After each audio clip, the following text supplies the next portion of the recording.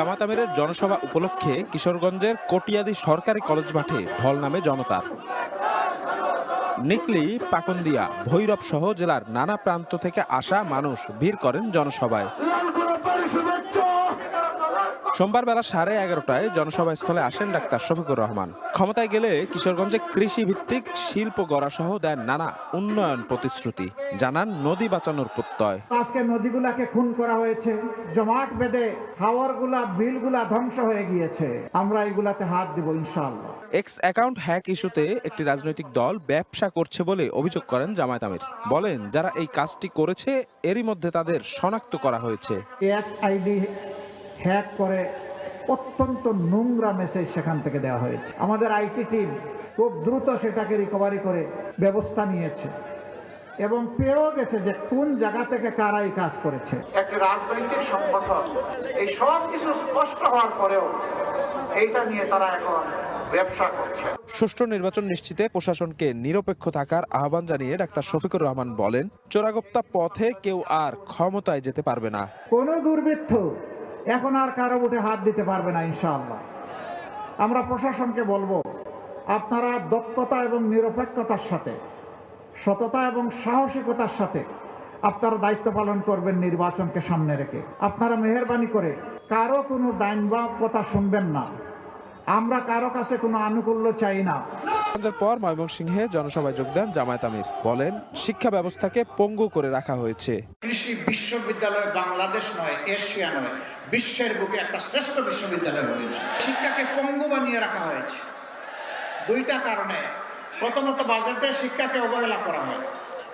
দ্বিতীয়ত, দলীয় আনুগত্য দেখে অসৎ লোকদের হাতে যা বাজেট আছে ওইটা তুলে দেওয়া হয়।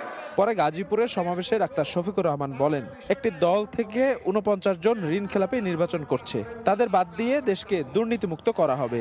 49 জন ঋণ খেলাপি যাদেরকে বগলের নিচে নিয়ে নির্বাচন করছে, আগে তাদেরটা বাতিল ঘোষণা করেন।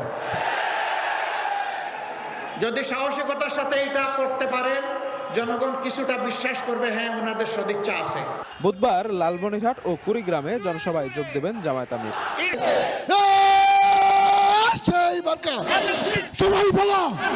আর কদিন পরই জাতীয় সংসদ নির্বাচন। বলা চলে শেষ ফাল্গুনেও নির্বাচনী উত্তাপে উষ্ণ গোটা দেশ। নির্বাচনকে সামনে রেখে দেশের উত্তর থেকে দক্ষিণ, পূর্ব থেকে পশ্চিম সর্বত্র ছুটে বেড়াচ্ছেন বিএনপি চেয়ারম্যান তারেক রহমান। তারেক রহমান ইতিমধ্যেই বড় শহরগুলো তো বটেই, প্রত্যন্ত অঞ্চলেও অংশ নিয়েছেন বেশ কিছু জনসভা ও পথসভায়।